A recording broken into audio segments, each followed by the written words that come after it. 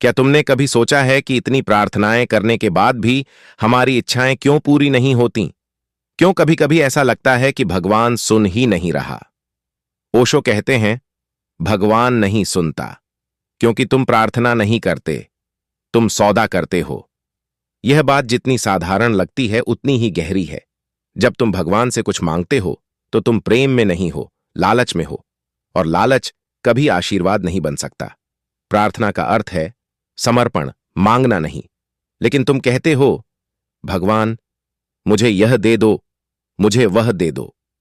यह कोई प्रार्थना नहीं, यह व्यापार है। तुम अपनी आस्था बेचते हो और उम्मीद करते हो कि बदले में तुम्हें कुछ मिल जाएगा। ओशो कहते हैं, सच्ची प्रार्थना तब होती है जब कोई मांग शेष नहीं रहती, जब तुम बस मौन में धन्यवाद करते हो कि तुम्हें यह जीवन मिला। तुम देखो, जब तुम वास्तव में प्रेम में होते हो तो मांगते नहीं, आभार करते हो। और यही अंतर है नकली और सच्ची प्रार्थना में। जब तक तुम्हारे भीतर मैं है, तब तक प्रार्थना अधूरी है। तुम कहते हो, भगवान मेरी इच्छा पूरी कर, लेकिन भगवान की इच्छा पहले से चल रही है। तुम अपने छोटे दिमाग की इच्छा को उसकी विशाल योजना पर थोपना चाहते हो। यही कारण है कि तुम्हारी प्रार्थना दीवार से टकराकर लौट आती है। ओशो कहते हैं, प्रार्थना का मतलब है तेरी मर्जी, मांग का मतलब है मेरी मर्जी, और जीवन हमेशा उसी के साथ चलता है जो कहता है तेरी मर्जी। जब तुम जीवन के साथ बहते हो तो सब कुछ सहज होता है, लेकिन जब तुम जीवन को अपनी दिशा में मोड़ना चाहते हो तो संघर्ष शुरू होता है।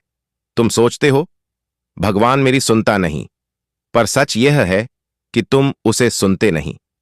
तुम्हारा मन इतना भरा हुआ है कि भीतर उसकी आवाज पहुंच ही नहीं पाती। ओशो कहते हैं, भगवान रोज बोलता है, बस तुम मौन नहीं हो। अगर तुम्हारी प्रार्थना शब्दों से भरी है तो वह शोर है। सच्ची प्रार्थना में कोई शब्द नहीं, केवल मौन होता है। जब तुम चुप होकर बैठते हो और महसूस करते हो कि अस्तित्व ने तुम्हें जीवन दिया है, सांस दी है, प्रेम दिया है, तब एक गहरी कृतज्ञता उठती है। वही है असली प्रार्थना, और वही पूरी होती है, क्योंकि वह मांग नहीं, ऊर्जा का मिलन है। तुम ध्यान से देखो, जब भी तुम कुछ बहुत गहराई से चाहते हो, तुम तनाव में आ जाते हो, और तनाव में तुम बंद हो जाते हो। बंद मन में कोई आशीर्वाद नहीं उतर सकता। इसीलिए ओशो कहते हैं, जब मांगो तो ऐसे मांगो जैसे बच्चा मां से नहीं मांगता, मां की गोद में सिर रखकर सो जाता है। जब तुम्हारी प्रार्थना विश्राम बन जाती है, तब अस्तित्व खुद तुम्हें दे देता है जो तुम्हारे लिए सही है। शायद वह वही न हो जो तुम चाहते हो, लेकिन वह वही होगा जो तुम्हारे विकास के लिए जरूरी है। भगवान हमेशा देता है, बस हमारी आंखें बंद होती हैं।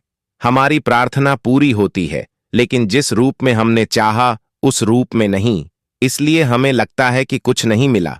तुम सोचते हो, मैंने धन मांगा, मिला नहीं, पर शायद जीवन ने तुम्हें शांति दी जो धन से कहीं बड़ी थी, लेकिन तुम शांति को पहचान नहीं पाए। सच्चा भक्त मांगना छोड़ देता है और देना शुरू कर देता है। ओशो कहते हैं, जब तुम प्रार्थना करते हो बिना किसी कारण के, तब पूरा अस्तित्व तुम्हारे पक्ष में खड़ा हो जाता है, क्योंकि तब तुम ईश्वर के विरोध में नहीं, उसके साथ हो।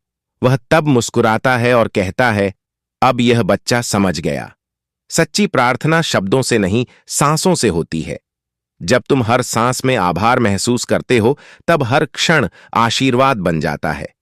तो अगर तुम्हारी प्रार्थना पूरी नहीं हो रही तो उसे बदलो, शब्द नहीं, भाव बदलो। अब कहो, भगवान मुझे वह मत दे जो मैं चाहता हूं, मुझे वह दे जो तू चाहता है।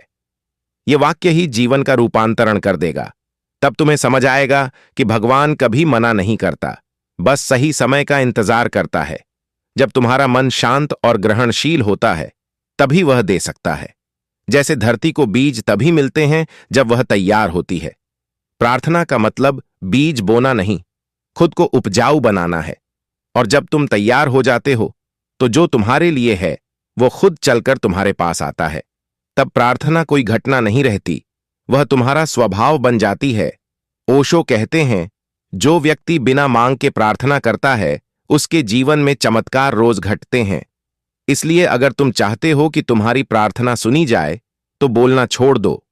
बस मौन में बैठो, सांस लो और महसूस करो कि तुम पहले से ही धन्य हो।